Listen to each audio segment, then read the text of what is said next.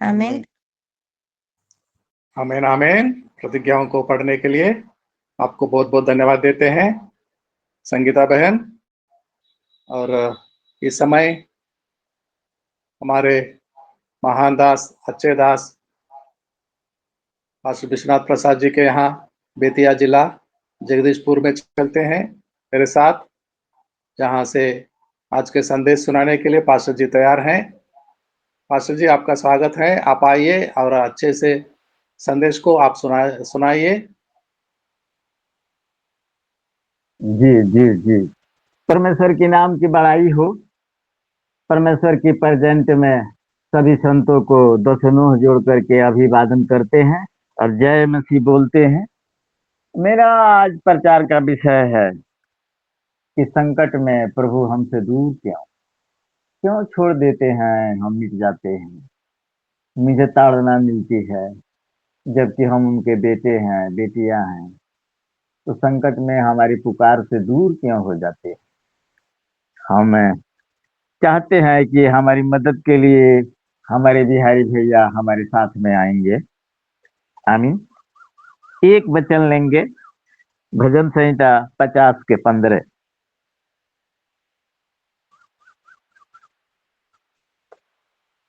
हम हेल्प के लिए बोलते हैं 689 नंबर पेज, भजन संहिता 50-15। और संकट के मुझे पुकार, मैं तुझे छुड़ाऊंगा और तू मेरी महिमा करने पाएगा। आमीन आमीन आमीन। परमेश्वर के नाम की महिमा हो, बड़ाई हो। परमेश्वर यहाँ बताते हैं कि तू संकट में पुकार और मैं तुझे छुड़ाऊंगा। लेकिन कभी कभी ऐसा भी हो जाता है कि हमारी प्रार्थनाएं सुनाई नहीं होती, सुनवाई नहीं होती स्वर्ग में। तो एक समय फिक्स है, हमारी समय और प्रभु के समय में तुलना अलग अलग है। आइए हम मुख्य विषय पर चलेंगे कि संकट में हमसे दूर क्यों चले जाते हैं प्रभु, क्यों हमारी पुकार से सुनवाई नहीं होती, हमारे रोने चिल्लाने से कोई फर्क नहीं पड़ता। आइए हम देखेंगे, हम भजन संहिता में ही रहेंगे। 104 के 29 भैया हमारी मदद के लिए आगे आएंगे। 104 का 29 पद।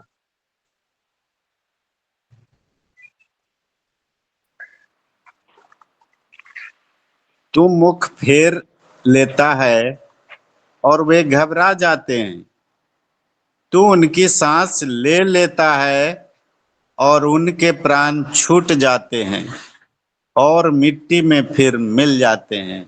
हालेलुया आमीन। परमेश्वर के नाम की बड़ाई हो। परमेश्वर ही सृजनहार है, पालनहार है, ताड़ना के रूप में देता है हमको आपको। इसका आंसर मान सवाल और जवाब दोनों हम बाइबिल से ही चुने हैं। तो हम लगता है कि आप लोगों को अच्छा लगे। अभी हम प्रश्न में ही चल रहे हैं और इसका जवाब भी हम देंगे। इसमें साफ साफ बताता है 29 में कि तू मुख फेर लेता है और वे घबरा जाते हैं, तू उनको सांस ले लेता है और उनके प्राण छूट जाते हैं और मिट्टी में मिल जाते हैं। करता प्रभु ही है, सब कुछ करता प्रभु ही है, दुख सुख देता है। आज अभी अभी हम ये डिवोशन छोड़ के जाने वाले थे एक जगह, एक तो जरूरी काम था हमारे पास। बेटा कई बार गए हैं, गैस नहीं मिल रहा है, और भी एक दो ठो काम था। तो हम चाहते थे कि ये अपना ये प्रार्थना करके चले जाएं, लेकिन परमेश्वर हमारी जैसे ओना के तरह हम भाग रहे थे, लेकिन परमेश्वर भागने नहीं दिया, हमारी दायित्व जिम्मेवारी दी कि नहीं तुम्हें अभी रहना है। तो खैर काम तो बाद में भी हो सकता है। हमारे यहाँ मैंने जैसे कि बोले 2 बार बेटा गए, 1 लीटर पेट्रोल भी खर्चा करके आ गए, गैस नहीं मिला। अभी पता नहीं कि कब मिलेगा, हमको भी पता नहीं है। आइए भैया एक वचन और लेंगे, हम इसी में 10 चलेंगे। भजन संहिता 10 का 1 और 22 का 1-2। भजन संहिता 10 का 1 और 22 का 1-2 आएंगे भैया जी हमारी मदद के लिए, सामने आएंगे। मेरे प्रभु से यहोवा की वाणी यह है, तू मेरे दाहिने हाथ बैठ, जब तक कि मैं तेरे नहीं शत्रुओं नहीं, को तेरे चर, चर, चरणों की चौकी न कर दूं। आमीन। नहीं नहीं, गलत पढ़ रहे हैं भैया।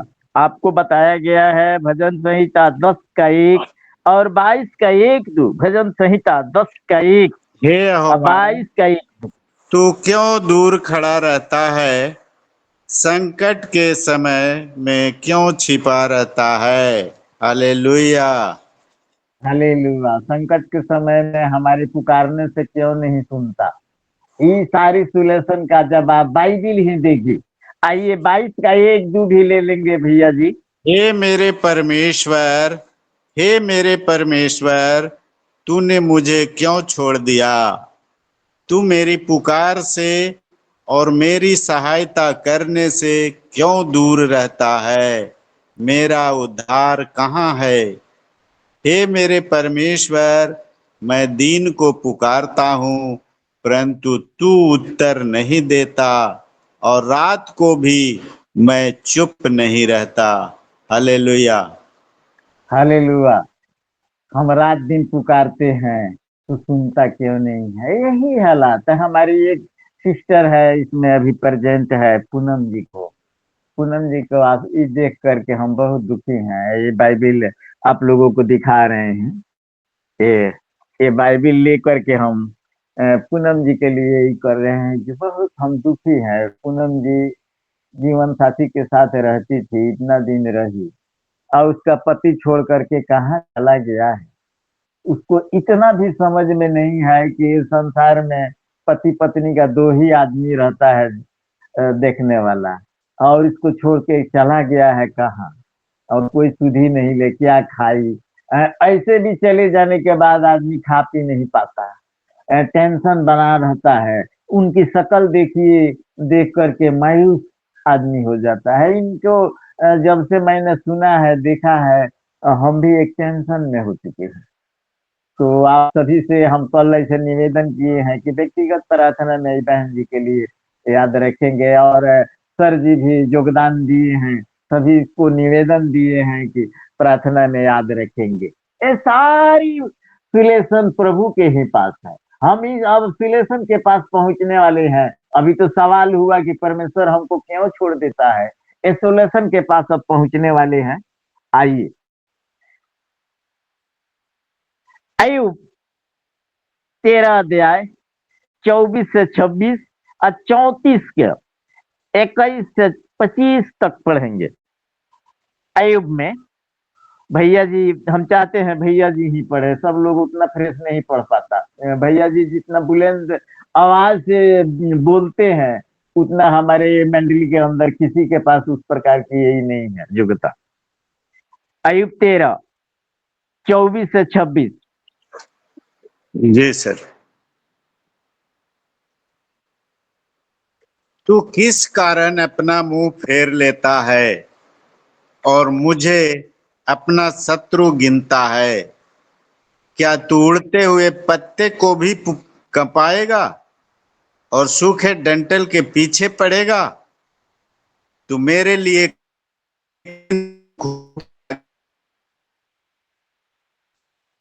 धर्म का फल मुझे भुगताता है। हालेलुया।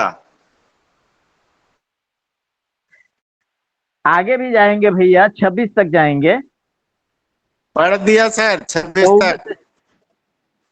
26 तक हो गया। जी जी जी।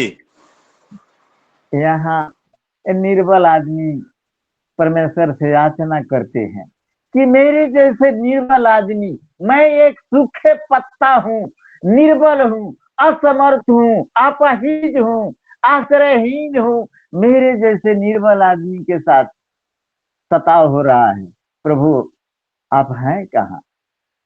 कहाँ हैं आप? क्यों नहीं मुझे देख रहे हैं? इसका जवाब यही मिलेगा, अयुब ही देंगे।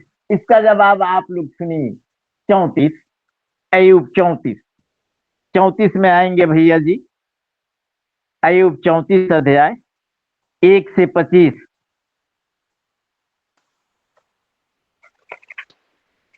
फिर एलेहू यूं कहता गया, हे बुद्धिमानो मेरी बात सुनो, और हे मेरी बातों पे कान लगाओ, क्योंकि जैसे भैया जिसके भैया भैया है। भैया, हेलो भैया, हाँ बोलिए 34 सर। का गलत पढ़ दिए हैं, 34 का 21 से 25।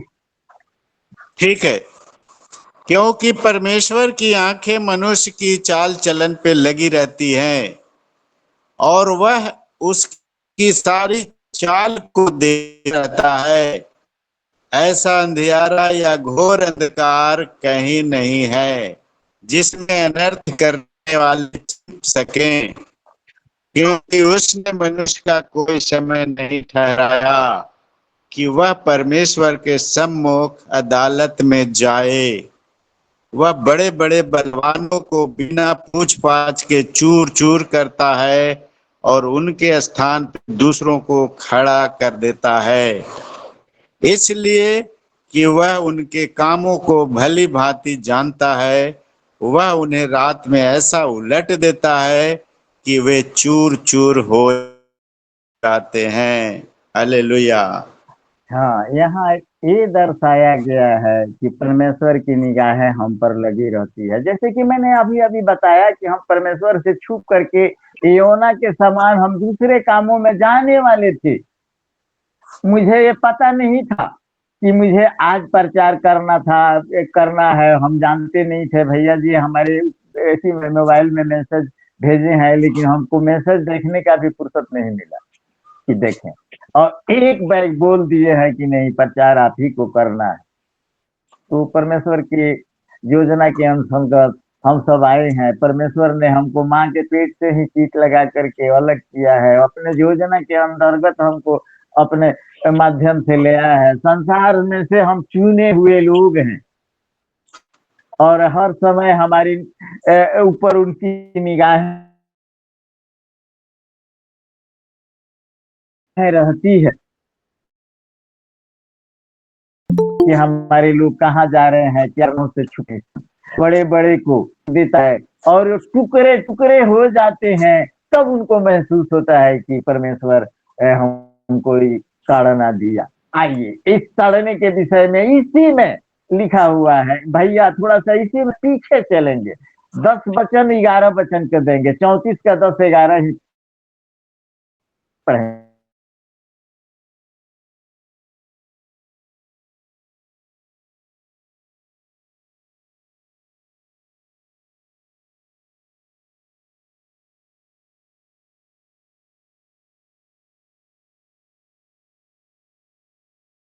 इस सात सात इसका काम करे और बुराई करे, वह मनुष्य की करनी का फल देता है और प्रत्येक को अपनी अपनी चाल का फल भुगताता है। हालेलुया। हालेलुया। परमेश्वर ताड़ना के रूप में, क्योंकि हमारे जैसे कि 4 बेटे हैं और चारों बेटा उसमें से 2 ठो हमारा बात मानता है, 2 ठो नहीं मानता है, तो अपने संपत्ति से हम बेदखल कर देते हैं, ये हमारा अधिकार रहता है। उस प्रकार ही परमेश्वर ताड़ना के रूप में सब कुछ करता है। हम लोग संतों की वाणी में बोलते हैं कि बिन पग चले सुने बिन काना। फिर से सुनेंगे, बिन पग चले सुने बिन काना, कर विधि कर्म करे विधि नाना। बिना पांव के रूस में है, अमेरिका में है, भारत में है, इंग्लैंड में है, नेपाल में है, मॉरिशस में है, उसके लिए संसार कुछ नहीं है, एक बूंद है। बिना पांव को वहां जाता है और बिना कान को सुन लेता है। जिसने हमें कान बनाया उसके पास भी होगा। ये संतों की वाणी है। कि वो हर जगह मौजूद है, आपके हृदय में भी है।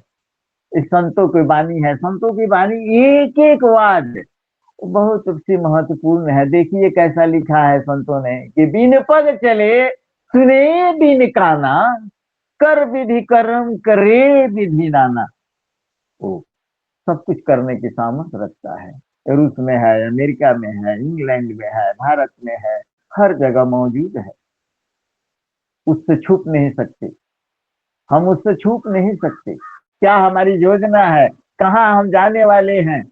हम जैसे कि बताए कि अभी हम निकलने वाले थे, नहीं निकल पाए, और धनराज सर जी हमको हुक्म दिए, तो हुक्म को पालन करना है। क्योंकि आप अगर अगुए का हुक्म नहीं मानेंगे तो आपका घराना भी आपका नहीं कदर करेगा, आपकी कलीसिया में भी कदर नहीं होगी। तो इसलिए अगुआ जो है वो परमेश्वर की योजना के अंतर्गत ठहरा है। अगुआ का हर बात मानना है। रोमियो 13 का 1 में साफ साफ बताया गया है कि अधिकार जो है परमेश्वर की योजना के अंतर्गत आता है, और योजना के अंतर्गत सब कुछ होता है। आइए हम इसको आगे बढ़ाएंगे। भैया इसी में हमको 36 अध्याय में चलना है। भैया 36 अध्याय 26 से 28। 26 से 28 तक पढ़ना है। अयुब अयुब अयुब देख पर जी जी जी, देख अयुब परमेश्वर महान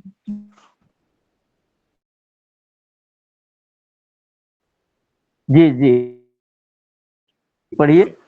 और उसके वर्ष की गिनती अनंत है, क्योंकि वह तो जल की बूंदे ऊपर को खींच लेता है। वे कुहरे से मेंह होकर टपकती हैं, वे ऊंचे ऊंचे बादल उंडेलते हैं और मनुष्यों के ऊपर बहुतायत से बरसाते हैं। आमीन आमीन। परमेश्वर के नाम की बड़ाई हमारी समझ नहीं है। वो सृष्टि का मालिक है, विश्व उसके कदमों में है। तो हमारी समझ आपकी समझ एक जैसी नहीं है, वो भिन्न है। वो नीचे से पानी उठा करके भाप बना करके ऊपर ले जाता है, और ऊपर ऐसे बरसा देता है कि पहाड़े हिल जाती है, गांव के गांव तहस नहस हो जाते हैं, मिट जाते हैं। किलोमीटर के किलोमीटर रेलवे लाइन को बहवा करके ले जाता है। उसकी हर सामर्थ अजूबा है, हर ताकत अजूबा है। हम ऐसा सोच समझ नहीं सकते कि हमारे ही समान है। उसका सोचना हमारा सोचना अलग अलग है। तो सर्व सामर्थी है, सर्वमय है, अनंत है, अविनाशी है। हमारी नाश हो जाएगी, हम मिट जाएंगे, और वो अजर है, अमर है। वो था, है और सदैव रहेगा। आमीन। इसी में भैया 32 और 33 देख लेंगे। आगे 32 और 33। अयुब वह बिजली को अपने हाथों में लेकर उसे आज्ञा देता है कि निशाने पर गिरे। इसकी कड़क उसी का समाचार देती है। पशु भी प्रकट करते हैं कि अंधड़ चढ़ा आता है। आमीन। हालेलुया। उसकी हर चीज आप कल्पना नहीं कर सकते। आप मनुष्य तो मनुष्य है, बेजुबान जो पशु है वो भी समझ जाते हैं कि परमेश्वर गुस्साया है, परमेश्वर के गुस्से से आंधियां चल रही है, घरों को उजाड़ देता है, कहाँ से का टीना कहाँ ले जाके पहुंचा देता है। वो सर्वसमर्थी है। मनुष्य तो मनुष्य है, पशु भी कांपने लगते हैं। जब बिजली तड़कती है तो छोटे छोटे बच्चे उछलते हैं, बड़े लोग कांप जाते हैं उसकी तड़क से, उसकी आवाज से। भैया भैया हेलो। जी सर, जी सर, जी सर। अरे अरे हम इस डिवोशन के बाद आपको कॉफी पिलाएंगे, आप तेजी में बोलिए।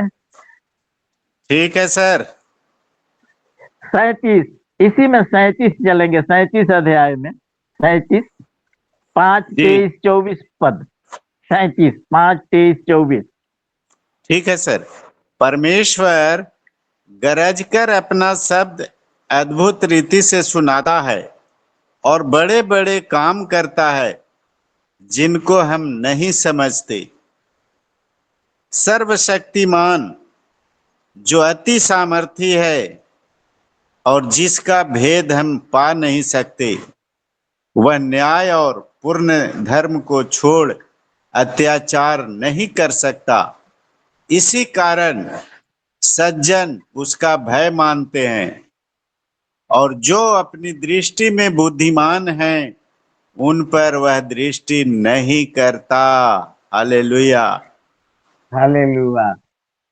आप लोगों को समझाना अ, इतना ही नहीं है, आप हमसे बेहतर समझते हैं इस बातों को। देहात में उस तरह समझाया जाता है बहुत इसी से। सज्जन जो हैं परमेश्वर के अधीन आ जाते हैं, अपनी सर झुका करके परमेश्वर को स्वीकृति देते हैं, उनके चरणों में आते हैं, वो दंड नहीं पाते। किंतु दुर्जन जो है दंड पाने के लिए परमेश्वर के विद्रोह करते हैं।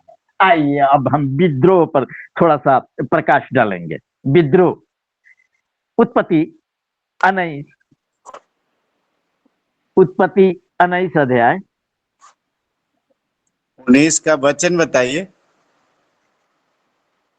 19 का वचन में चलेंगे, 24, 25, 26 पढ़ सकते हैं। जी।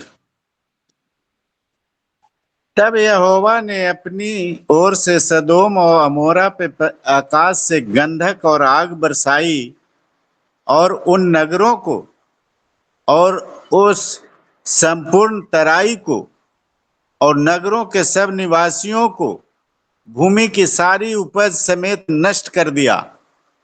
लूत की पत्नी ने जो उसके पीछे थी दृष्टि फेर के पीछे की ओर देखा और वह नमक का खंभा बन गई। हालेलुया।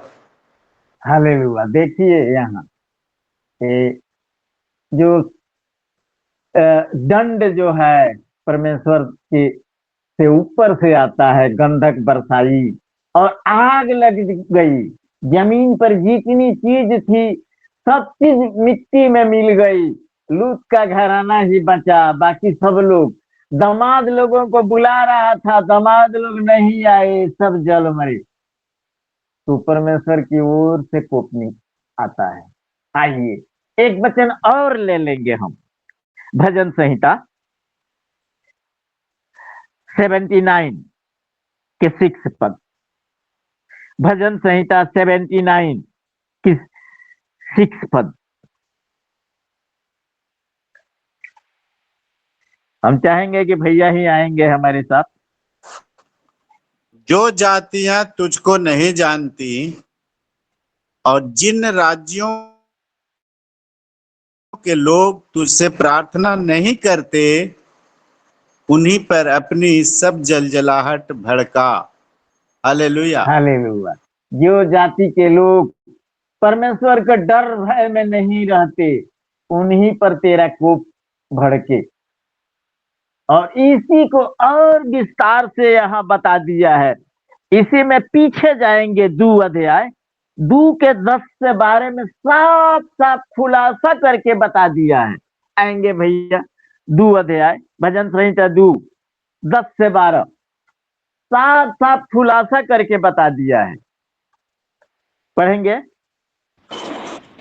इसलिए अब हे राजाओं बुद्धिमान बनो, हे पृथ्वी के न्यायियों यह उपदेश ग्रहण करो। डरते हुए यहोवा की उपासना करो और कांपते हुए मगन हो। पुत्र को चूमो, ऐसा ना हो कि वह क्रोध करे और तुम मार्ग ही में नष्ट हो जाओ, क्योंकि क्षण भर में उसका क्रोध भड़कने को है।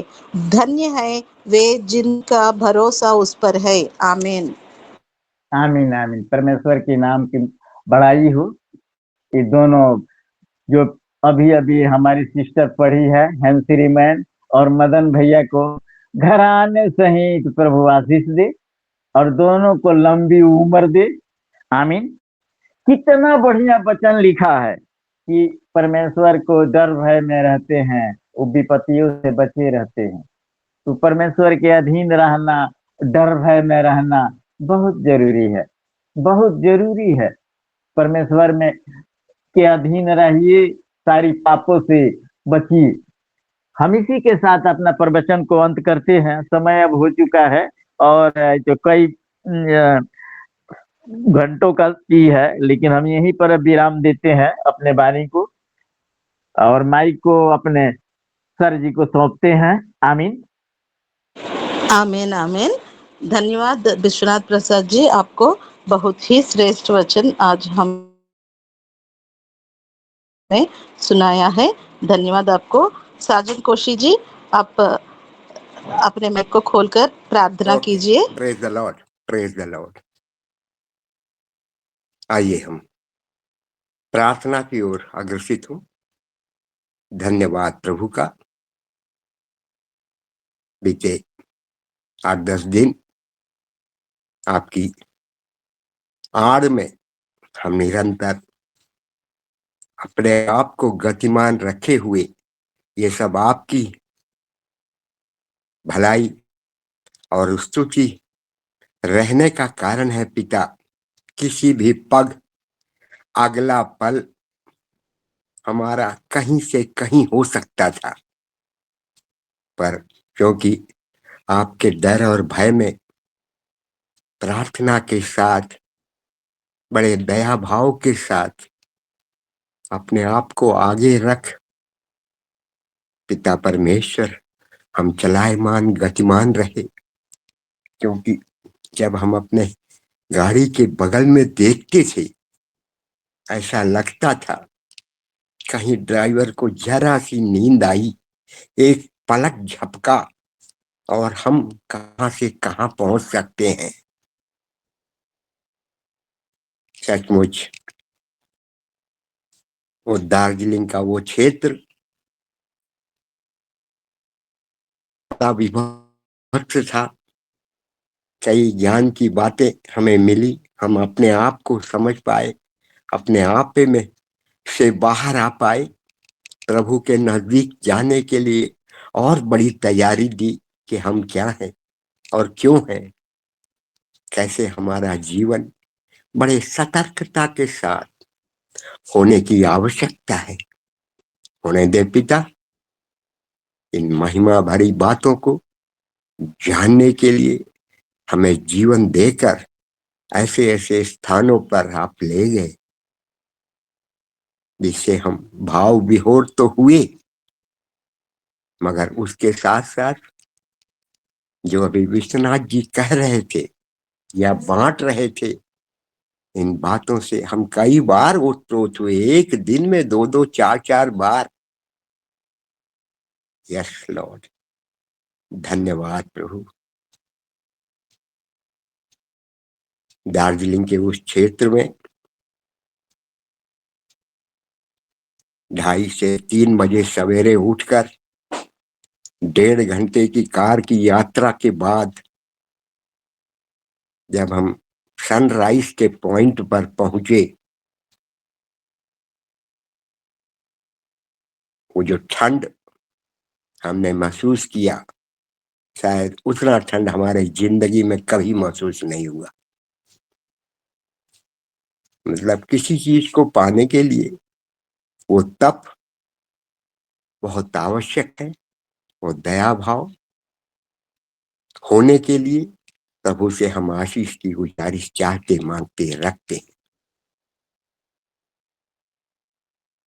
पूरा एक एक पल आपकी छत्र छाया में हम रहे,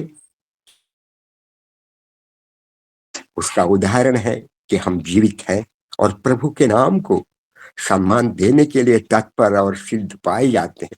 प्रभु हमारी 24 घंटे अगुवाई करता है, ऐसा वचन आपने हमसे बांधा है। काश इन बातों को हम समझ पाते। धन्यवाद प्रभु।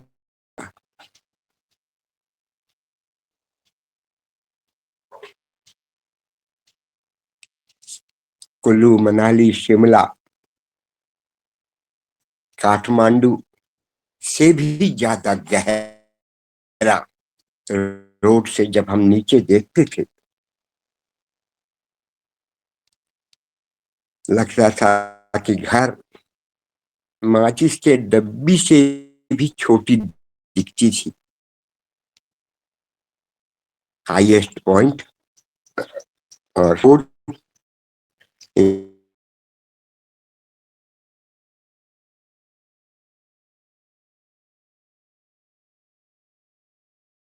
इन सब से हमें गुजारा देकर निपट कर सब प्रभु का आशीष है। कई जगह वचन बांटने का, वचन को सुनने सुनाने का अवसर मिला। धन्यवाद प्रभु। हमारे साथ में हावड़ा से हमारे मिसेस की बड़ी बहन और उनका बेटा जो डॉक्टरेट कर रहा है श्री रामपुर कॉलेज में, वो भी साथ में थे और पूरा प्रबंध उन्हीं का था। और सब जगह उनके व्यक्ति हमें वेलकम करने के लिए और हर एक बात में प्रभु के नाम को महिमा देने के लिए तत्पर और सिद्ध खड़े रहे। ये एक महान कृपा की बात है। हम क्या है? हम कुछ भी नहीं। हमें इतना ज्ञान नहीं कि हम अपने आप को इतना फैला सके, बता सके, पर अगुओं के लिए प्रभु तैयार करता है। एक एक आशीष की बातें, एक एक समझ की जीवन। धन्यवाद प्रभु। शुरू से अंत तक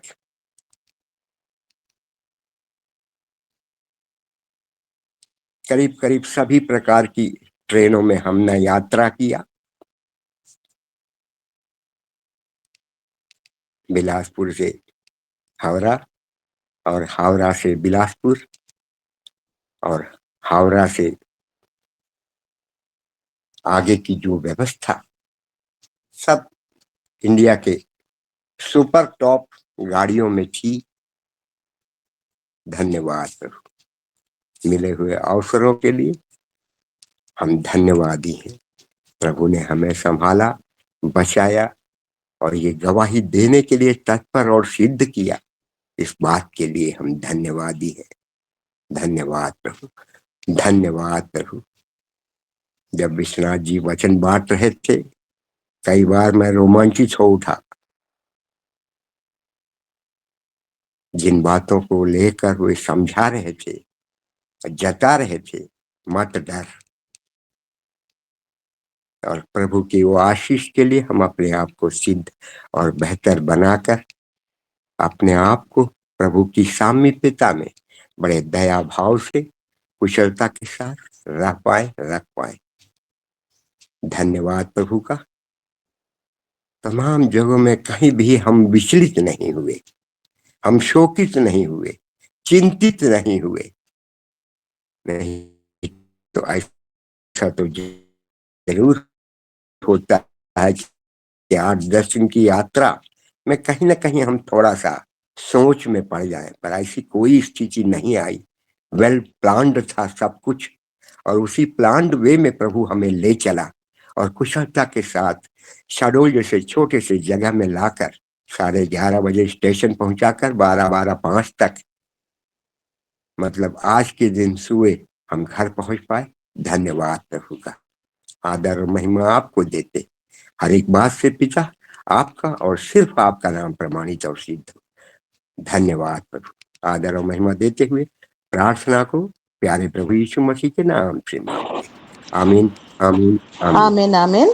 बहुत बहुत धन्यवाद साजन कोशी जी। आखिरी प्रार्थना और आपका यात्रा का वर्णन भी करते हुए परमेश्वर की महिमा किए हैं। धन्यवाद आपको। सब जगहों में परमेश्वर आपको संभाल कर फिर घर वापस लौटाने में सहायता किया है। बहुत बहुत धन्यवाद परमेश्वर को। अच्छे अच्छे जगह आप घूमे हैं। बचपन में मैं भी दार्जिलिंग गई हूँ, हमारे पिताजी लेके गए थे। वो टाइगर हिल्स, वहाँ से सूर्योदय का दिखावा बहुत अच्छा लगता है। बहुत बहुत धन्यवाद साजन कौशिक जी आपको। आइए अब vote of thanks Jagjivan Kumar ji सुनाएंगे। जगजीवन कुमार जी, आप वोट ऑफ थैंक्स सुना सकेंगे? ओके, कोई बात नहीं, समय भी ज्यादा हो रहा है। विश्वनाथ प्रसाद जी, आप जय माता दी, जय माता जी जी जय माता। दी। आइए प्रस्तुत करते हैं। धन्यवाद सभी समाज पिता परमेश्वर को कि आज के दिन सुंदर समय दिए। धन्यवाद करते हैं, इसलिए धन्यवाद धनराज सर जी को और हेमश्री मैम को जो हम लोग को एकत्रित करने के लिए ये प्लेटफॉर्म को तैयार किए। धन्यवाद करते हैं विश्वनाथ सर जी को जो प्रतिभो प्रार्थना करते हैं हम सब के लिए, ताकि अपने को हम सबको आत्मिक जागृता हो पाए और चलने के लिए शक्ति सामर्थ्य दे। धन्यवाद देते हैं गीत गाने के लिए पूनम टीचर जी को और ताकि मनों में शांति है इसके लिए। धन्यवाद देते हैं मदन सर जी को जो वचन पढ़ने के लिए हम सबको दिए और पढ़े। धन्यवाद वचन पढ़ने के लिए मदन सर जी को, विश्वनाथ सर जी को, दासन सर जी को और हरिंदर सर जी को, फिर सागर कुछ सर जी को और जिन्होंने वचन पढ़े उन सबको धन्यवाद। धन्यवाद देते हैं आखिरी वचन प्रचार करने के लिए विश्वनाथ सर जी को जो परमेश्वर ने अपने वचन से आशीष दी इसके लिए। धन्यवाद देते हैं हाँ आमीन में उत्तर देने के लिए प्रार्थना आखिरी प्रार्थना की सारे कोशिश सर जी, उनको धन्यवाद। सभी को धन्यवाद, सारी पूरी टीम को धन्यवाद। जय मसीह। जय मसीह की आपको भी बहुत बहुत धन्यवाद जगजीवन कुमार जी। आइए अब आशीषों को लेंगे। विश्वनाथ प्रसाद जी, आप आशीषों को सुनाने से आज का हिंदी सेशन हम यहीं पर समाप्त कर सकते हैं। अब हमारा प्रभु यीशु मसीह का प्रेम, परमेश्वर पिता का अनुग्रह, आशीष, अभिषेक, पवित्र आत्मा की संगति, सहभागिता संसार भर के प्रियजनों के साथ प्रभु के अगले आगमन तक, अगले लौट आने तक शांति, आनंद, प्रेम, संगति बनी रहे। आमीन आमीन आमीन आमीन आमीन आमीन। बहुत बहुत धन्यवाद सभी प्रेजेंट भैया विश्वनाथ दीदी लोगों प्रसाद को जी, जय मसीह सबको की, धन्यवाद सबको जय मसीह। धन्यवाद। सभी प्रेजेंट भैया दीदी लोगों को जय मसीह।